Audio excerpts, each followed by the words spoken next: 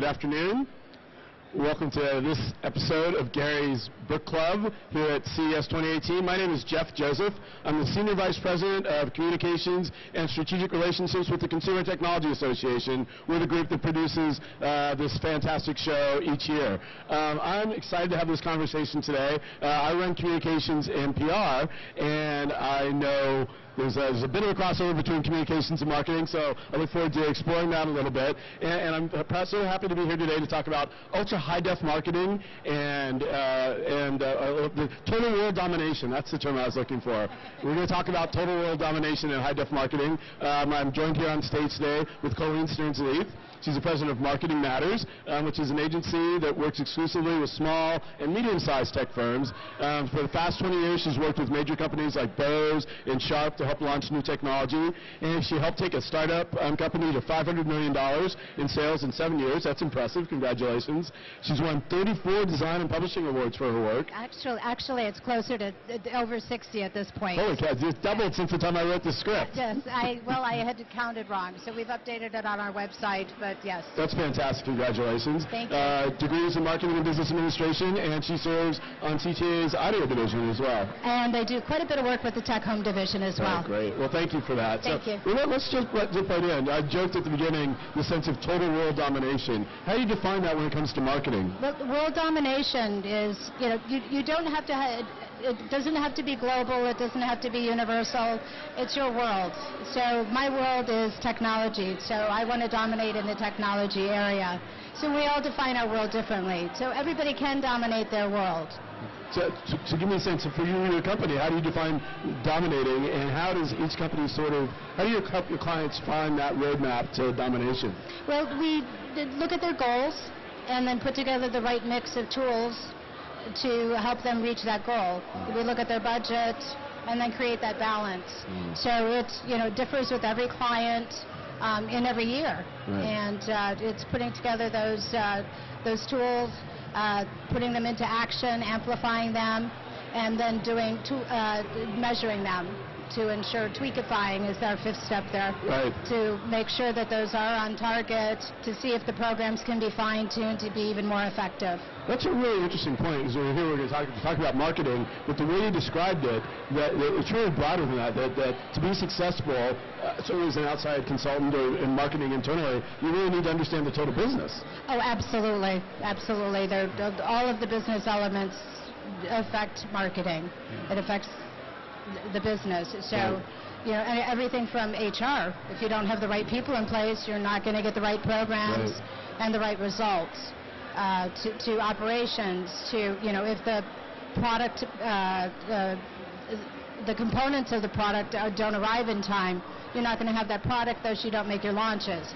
So yes, marketing is really quite comprehensive and encompasses all of those business areas. The core component of business. We talk a lot at CTA about how each one of us, particularly when we're here, we're all wearing these ubiquitous blue shirts, that we're part of the brand. Right. The brand is not just your logo and not, but the people as well. Oh, absolutely, and that should carry over into everything that you do. Right. So, and that consistency is what builds that brand and makes you recognizable and makes it easy for your customers to find you and stay loyal with you.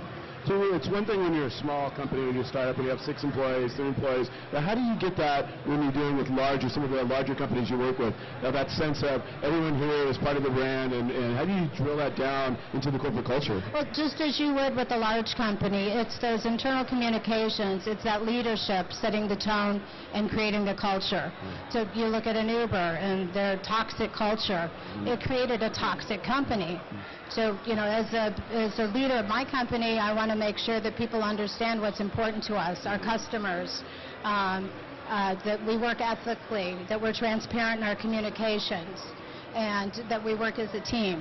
And those values are communicated daily in the business, and people get it.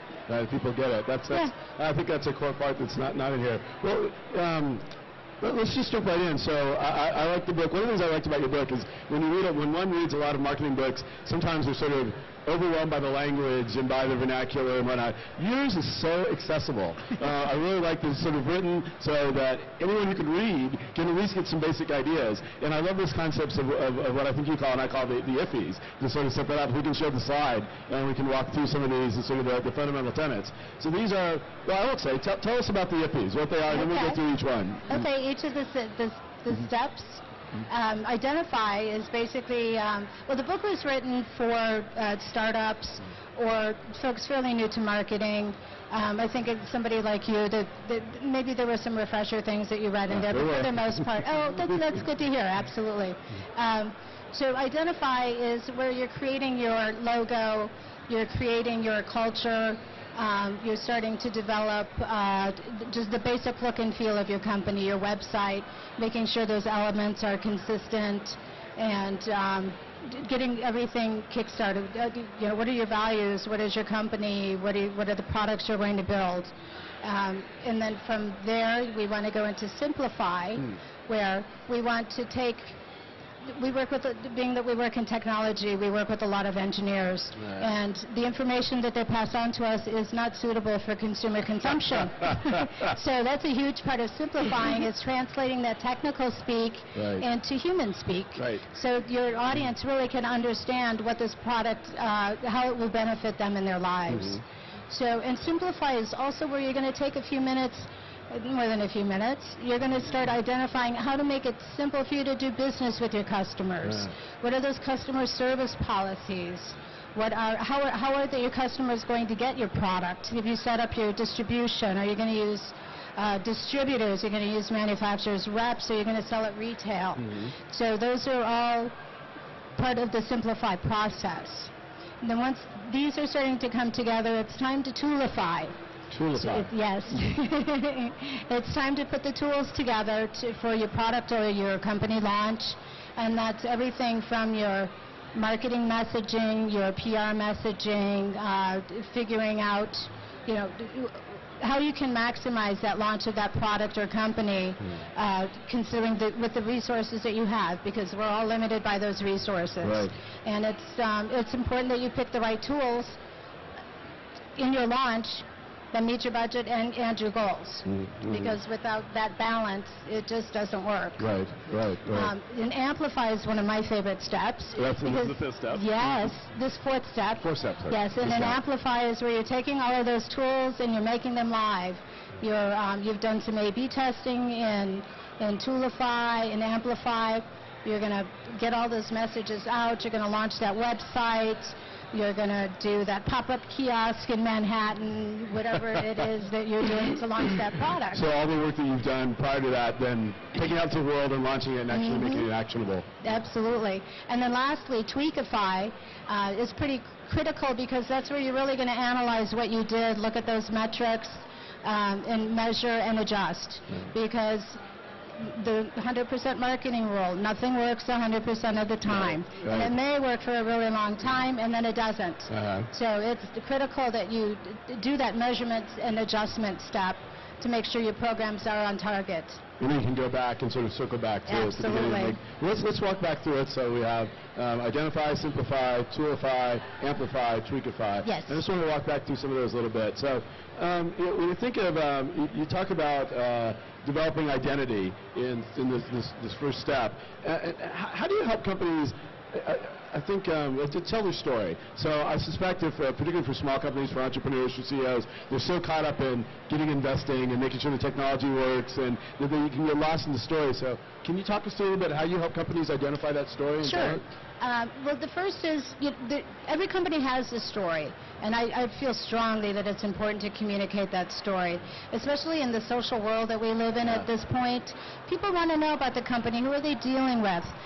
So I greatly discourage anybody from doing a generic website without that about us that talks about why the company was started, what are the values, and what do you want to accomplish moving forward.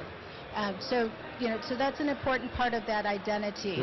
And from there, you want to look at creating your look and feel. So how are you going to present yourself to the world? Color's important. It's very important. If you're a bank, you probably don't want a purple and pink logo. No unicorns. Right. You want your established colors, and there are meanings to every colors. Just with like the CES with the blue, that's a very strong, loyal, committed, reputable, and it communicates those values. So blue is a great color for CES to use. And the Consumer Technology Association, absolutely. The new CTA logo uses that blue as well. Right. Established, reputable, secure. Those are all considerations in creating that identity of the company. And telling that story, because again, all these things help tell the story of the company. You write in the book that so many other companies just worry about competing on price. Why is that not enough? Why is all this other stuff? Price, you never compete on price. It's a downward spiral. You'll never win that game. It's important that you create value. And your customers will be loyal to you if you have strong values, if you value your relationship with them, and if your products, and you value your products, the way your products are presented. If there's an issue, have strong customer service policies that enable anybody in your company to resolve that issue as quickly as possible. I'm not saying you have to give the farm away, but you have to stand behind your product. It's really quite critical. We've all had horror stories, I'm sure, trying to fight your way through customer talk to service. the cable company. Right. Had a bad experience with a major airline. Nightmare. Right, it's horrible. It's horrible. No, and that impacts your brand. Absolutely. And how you present yourself. Absolutely. Let's go to the next step in this sense of simplify. Is there a specific formula to sort of translate this tech talk into something more accessible? We face it all the time. We do a lot of standards work, as you know, and I get the same thing. Right? So how do you help engineers or help companies sort of translate that into something that talks about the value? We ask a lot of questions. Internally. And to the engineers in the company. So if it does this mean this? Because we may translate it, but maybe we haven't quite translated it correctly. Right. So it does take that collaboration with the founders, with the engineers, to really be able to communicate correctly. What are the benefits that we have to tell people what this product can do to help them, because people are really busy. Who has time in their lives? Nobody. And so if your product is going to do something really special, you have to tell the customer that. You can't assume that they're going to derive that from the bits and pieces that are out there. That has to be a very strong part of your messaging. Right. And in your experience, you found that the companies generally get that? Let me ask this question another way. What's the biggest battle that you find that you have to fight with your clients? What's the toughest point? Where do you have to pull them the strongest? I caught you off guard. There's quite a few different obstacles that arise. Maybe pick one. Right. One of my biggest that I see quite often that makes me crazy, the logo they design themselves. It's like, no, you, like, really, nobody's going to take you serious with that. So to not offend somebody, yet explain to them that they need a more professional look and feel, and they need that consistency. And because that engineer is really proud of that logo he created. Right. He put his heart and soul into it, or she, and so that's a tough conversation to have with somebody. Right. You don't necessarily want to... Which I have way too frequently. I can see the emotion in your face. You don't want your logo designer engineering your product. And, right. Everyone has expertise. Right, yeah. Don't ask me to code your product, and we won't ask you to design the logo. There you go, exactly. Let's go to Toolify. So what do you think are the most critical tools that you need to have in place for launch? It depends on the company, it depends on their budget, and it depends on their goals. Right. So if somebody has a very small budget, which many of the tech products do, they're struggling, they're self-financed, they're struggling for additional capital and really working that. And so in a situation like that, a lot of times public relations is one of the most effective tools, because it can be really high profile, it gives the product credibility right out the gate, and in a large view, a larger exposure to quite a few people. Right. And so that's pretty economical versus advertising. So you get that third-party endorsement from that independent editor, and that goes a long way. Right. Look at the impact of You get a Kickstarter campaign with coverage in Mashable and digital trends. That goes a long way. It certainly does. And that's a short campaign.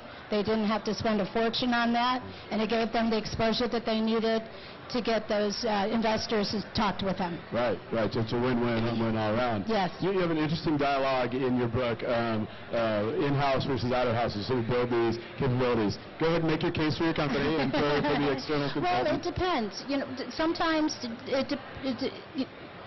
with any company, we're all really busy. Nobody has staff sitting around waiting for things to hit their inbox. Right. That's not happening these days. Everybody runs pretty lean. And sometimes it helps to bring in somebody from the outside just so they can look at things a little differently. You become so close to your product and what you're working on that you sometimes don't see some things that are immediately obvious to somebody on the outside. So that helps bring perspective, and it also helps bring bandwidth. So, maybe you need a lot of extra help to get through this launch, but you don't need them after the launch. Right. So you're hiring somebody that's really experienced, that is, can really do a great job. And then when the campaign's finished, the campaign's finished. We go on our way, they go on their way. Maybe we connect back up again later. But it gives them, it really gives them a lot more capability. And a lot more flexibility for those engagements and flexibility, absolutely. Before I check on the time, we have two more quickly. Amplify on a limited budget. We have companies who come here, these small companies, entrepreneurs. How can they use your amplification stage when they don't have a lot of cash? Well, one of the things that I tell most tech companies is I really encourage them to work with CTA. First of all, the startup membership is such a deal. It's such a bargain. For the cost of a dinner out, you can have a one-year membership that's giving you access to tools and research that most small companies would never have access to. In addition, the CES show and Eureka Park, oh my gosh, what a place to launch your product. It's reasonable. You provide great support to these folks, and it's exposure to potential investors and media that they would never otherwise get. So it really is.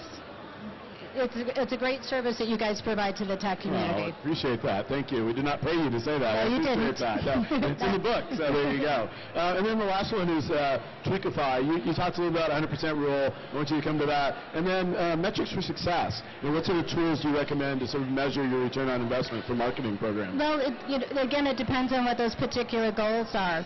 So sales are typically one of those goals. It's important. So looking at things like your social media interactions, are those social media interactions then converting to sales? Your website analytics. Well, let's go back to social media for a second. So, if you analyze the type of posts that get the most interaction and lead to sales conversions, obviously you want to get rid of those other types of messages and do more of those. Focus on what works. Exactly. And that may change with time, and it may change depending on the outlet that you're using. So it's the website analytics. Google is a great friend and provides a lot of free tools that can really help you fine-tune your visibility and help you get your messaging out there. Okay, very good. Well, we're short on time, I think. So last question, what are you most excited to see here this week? Both as a tech fan and from a marketing perspective. Well, as a tech fan, I can't wait to get over to South Hall to see the artificial intelligence, virtual reality, mixed reality, augmented reality. That's a tool that's not quite developed. I don't know that it's going to go mainstream yet this year either. Yet it's making great strides, and I can't wait to see how that's going to impact our world. That's very cool. And from a marketing perspective, the same answer? Yes, absolutely. Absolutely. See how that will be a tool that can be used to advance. Awesome. Well, thank you so much for your time. It's been fun.